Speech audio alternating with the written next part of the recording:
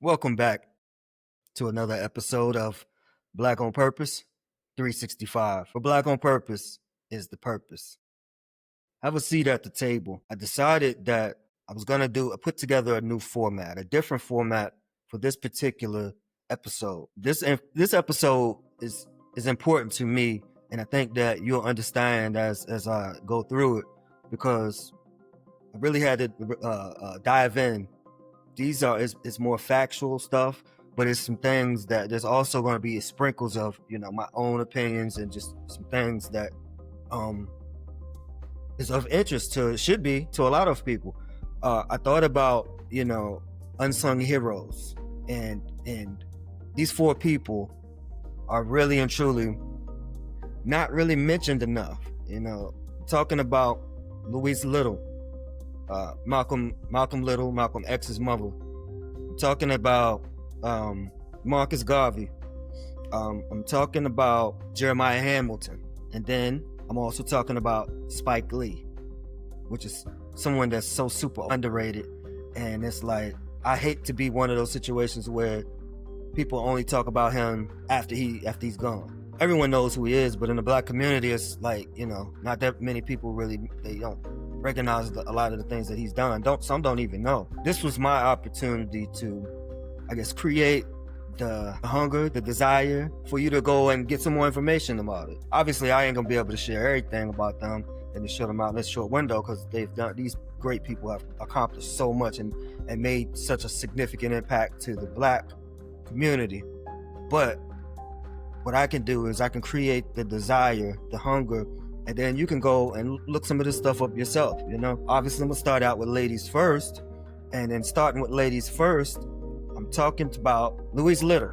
Louise Little, my gosh, she's such a strong woman. Let me just start out by saying she was institutionalized for 25 years for having dignity, for having courage, for not laying down, so to speak.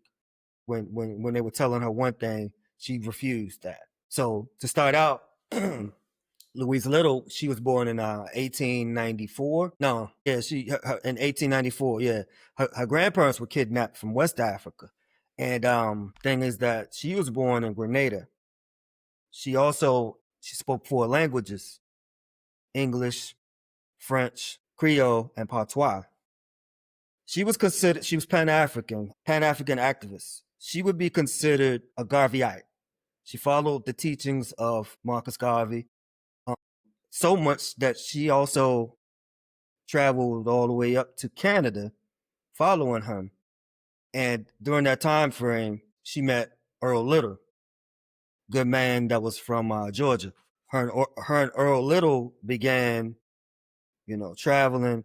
And the thing is because they were teaching and sharing the self-sufficiency for the Black community. Because of that, there was always problems with the Ku Klux Klan. They were always telling them, they was always trying to, causing problems and threats and trying to take them out. And in 1931, Earl Little was run over by a streetcar, and they announced it as a suicide.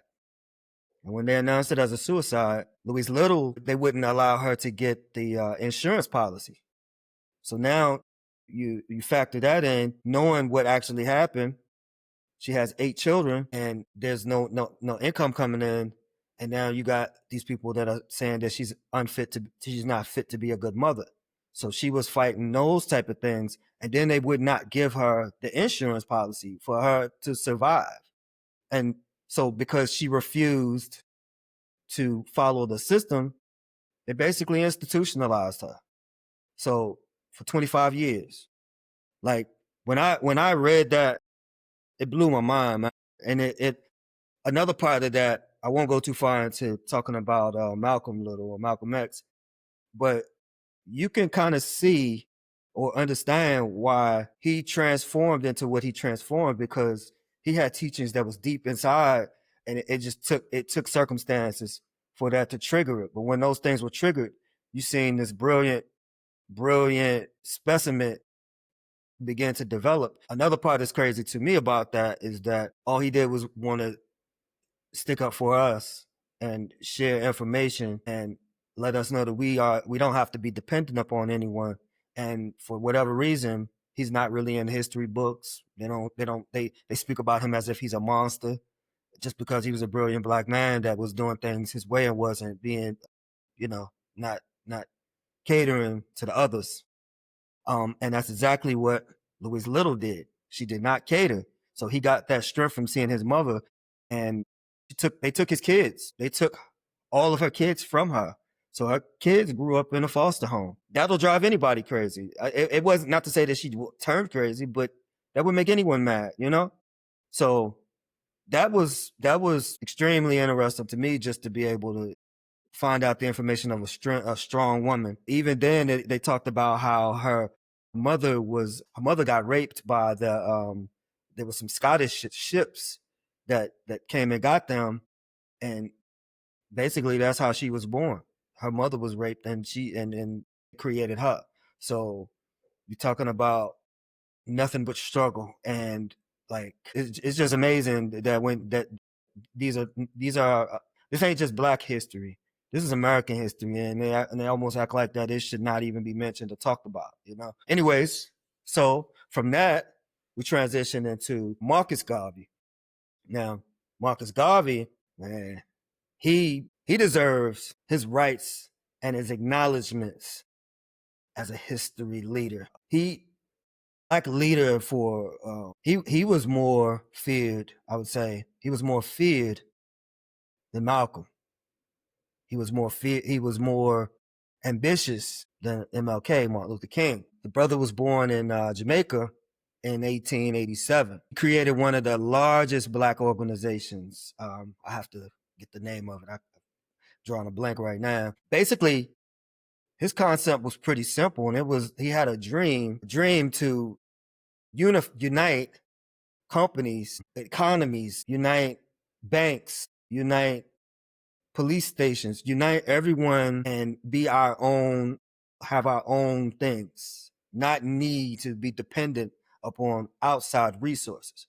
And the crazy part about that is he was so dangerous that, excuse me, J. Edgar Hoover, he was the one that basically called him the most dangerous man in the world. And they actually they hired an agent.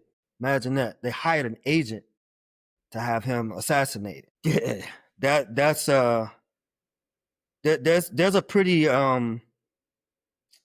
consistent ending to a lot of the most powerful Black people in the past. You know, now it's not the same, obviously, but there's, if you look at the history of the past, there's a pretty consistent ending to everything.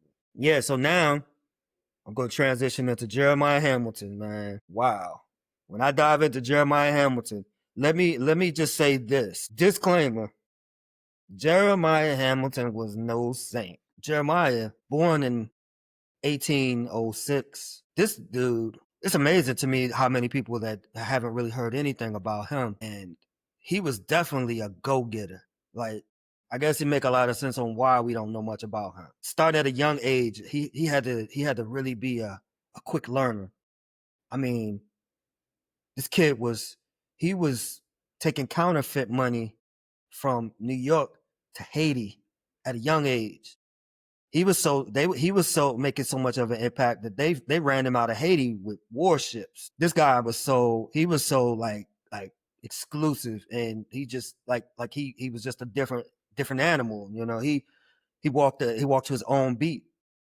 We're talking about the 1800s, when Black folks can't do anything, even to look at a white person. There's a possibility that you could lose your life. This guy went back to New York and pushed his way into joining Wall Street. Nobody else was on Wall Street, making his own rules. Then he bought some insurance policies on ships and cargoes. Yeah, on ships and cargoes. And ironically, those same ships that they had taken out insurance policies on, suddenly they started sinking. Yeah, alleged that he might have had something to do with that. This guy, man. Yeah, so then even in 1835, it was a massive fire. Massive fire. It was called the Great Fire of New York, and this was in Manhattan. And everybody was in a panic. People were losing their businesses. Everyone's going every different way. And Jeremiah was, my man was calm. He was sitting back because the brother had he had stacked several different insurance policies, and so when everything hit the fan, he just went and collected on all of the insurance policies. This guy was so dangerous or such a menace that he got the nickname the Prince of Darkness. He started, like, keeping in mind this is 1800s. He started investing and buying neighborhoods when black folks couldn't even rent an apartment. He was owning neighborhoods.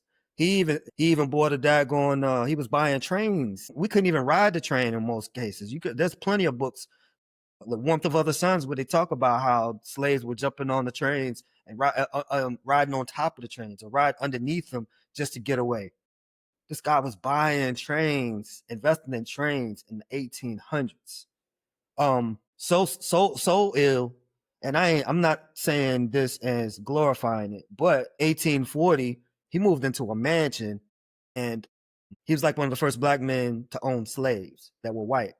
He owned white slaves in the 1800s. As things were starting to hit the fan, and they were trying to get rid of him, they was doing everything to possibly kill him. They showed up at his house, and he married to a white woman and had 10 children. They convinced all the people to walk away. Nothing happened to him. This guy, he's a whole different animal. And like his estate would have been, he was at this point in time, he was the richest black man in America. And his estate would have been equivalent to $300 million. So I think that that's somebody that's significant to talk about. Not from the money standpoint, but just to let you know you could be a trendsetter. Like, you can create your own rules. Do what makes you happy, and nobody can tell you what you can and you can't do. And Jeremiah is a perfect example of that. I want to say that, or not say, but I would like for people to go and look up even more stuff about him, like, share, comment. Let's really engage in on about this guy, because I almost want to have some T-shirts about Jeremiah Hamilton, because it's like nobody's saying much about this guy. But he was clearly intelligent, like beyond just regular intelligent, for him to be able to do all of these things. And these are facts. This ain't opinions. This ain't no myth. This ain't made up stories. You can look this information up yourself, and I do suggest that you do. Yeah. So now I'll transition into the next guy, which is also, wow. He's actually alive, and we should celebrate him more, which is Spike Lee. Brother Spike Lee is so important, and he gets overlooked. Or maybe he doesn't get overlooked, but it's just kind of like, it's like, yeah, we know who he is. And it shouldn't be like that. His actual name is Shelton Jackson Lee. His mother nicknamed him Spike. He has several siblings, which I think is pretty honorable that his siblings played instruments, and at some point in time he's included most of his siblings, if not all, in some movie playing instruments. He was born in Atlanta, Georgia, in March the 20th, 1957. He graduated from Morehouse College as well. This guy does not get recognized enough. Like, when I think about the fact that he was a part of a group that pushed to get MLK Day to be a federal holiday. And I mean, it was rejected and rejected and rejected, and they didn't stop.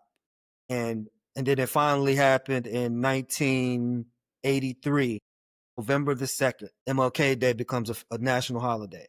And many people may not even understand, because for me, I was wondering, why is it that we have MLK Day, but there wasn't a lot of other days? I'm thinking like, well, who was the person that decided that it was that? So after digging, it was like, oh, he took the initiative. Him, Stevie Wonder, Coretta Scott King, the Black Caucus, they accepted all the rejections, and they just did not allow it to discourage them, and they continue to go forward. Another thing that Spike Lee did as a producer, someone in the films, he he literally created what's considered Black culture now. So like I talk about a couple of the different movies that he really, without those movies, where would we be as a Black community? Like I'm gonna just name off a couple, like Do the Right Thing, Malcolm X, Black, was it Black Klansman man, Chirac, he got Game, Jungle Fever, School Days, Crooklyn, so many more. I named those couple just because there's some things in those movies alone. Number one, probably the most important and probably the most awesome movie put together, which is extremely long, Malcolm X. Nobody has ever really dove in that with that much depth and captured those moments like he did. And you think about when that movie came out, it's not like now where you got a lot of different technologies, resources, and all of that.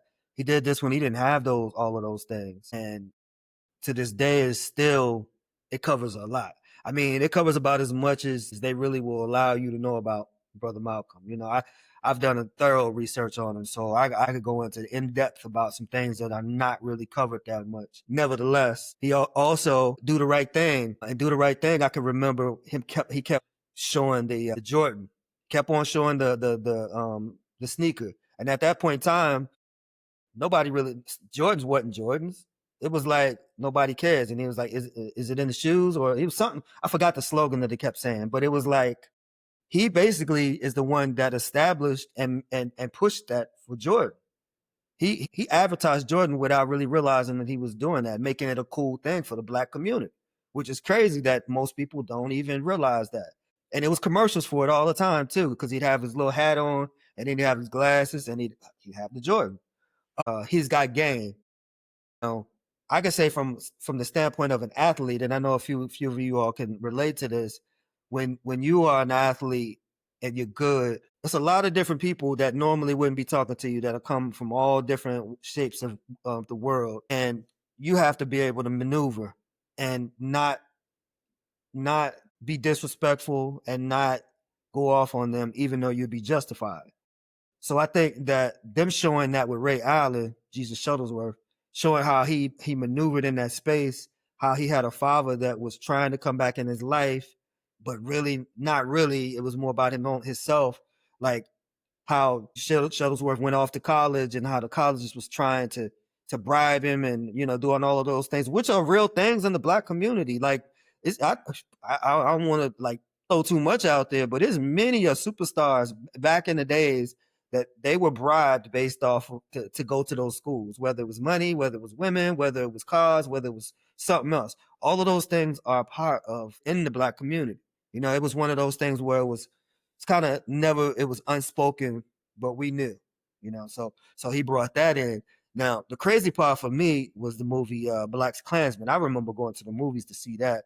I didn't even really know that was a real movie. I mean, like it was based off a real story, but basically this Black man portrayed being a racist in the Klan. Basically, like he was catfishing. So he portrayed being a racist white man, and his relationship with David Duke.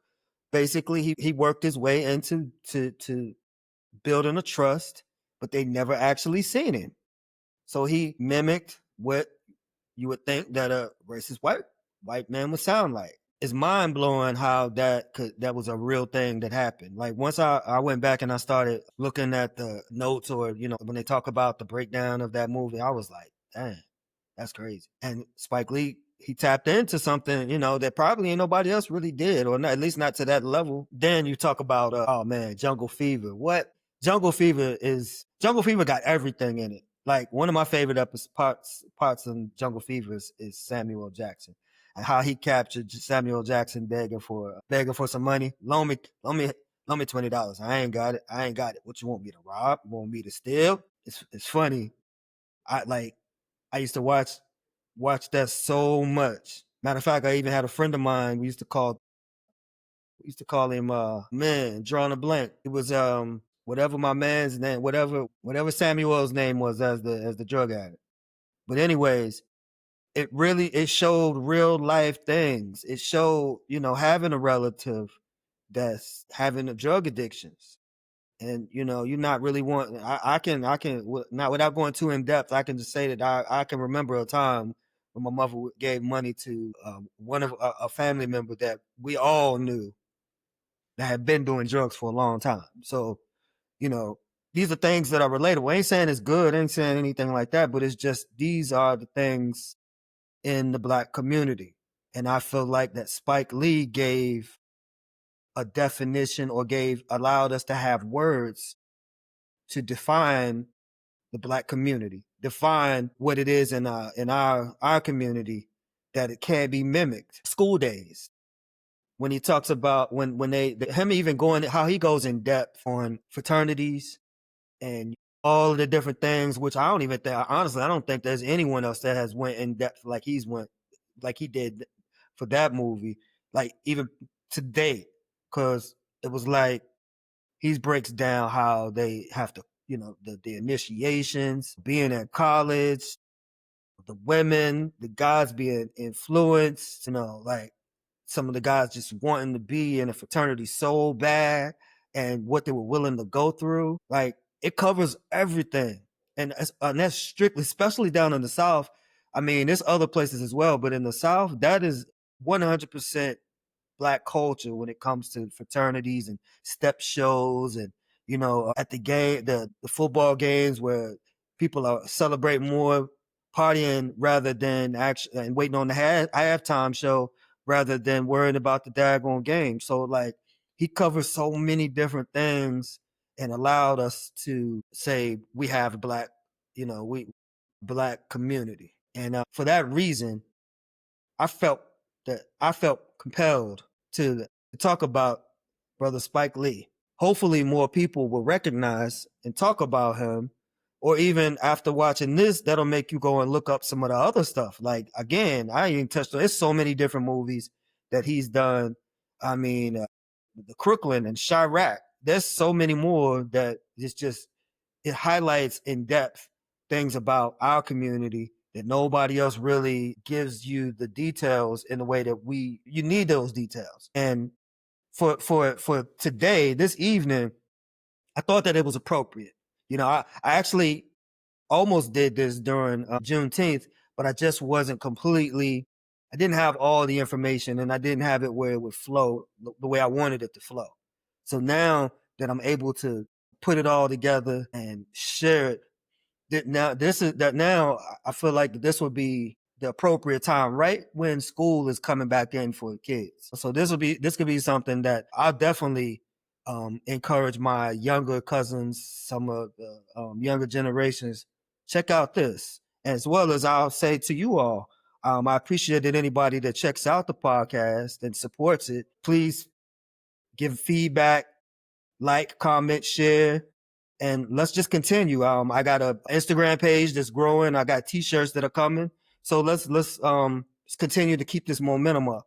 Until then, it's been another great episode of Black on Purpose 365. Appreciate that you pulled up a seat, got a plate at the table. Everybody leaves happy. Have a good one.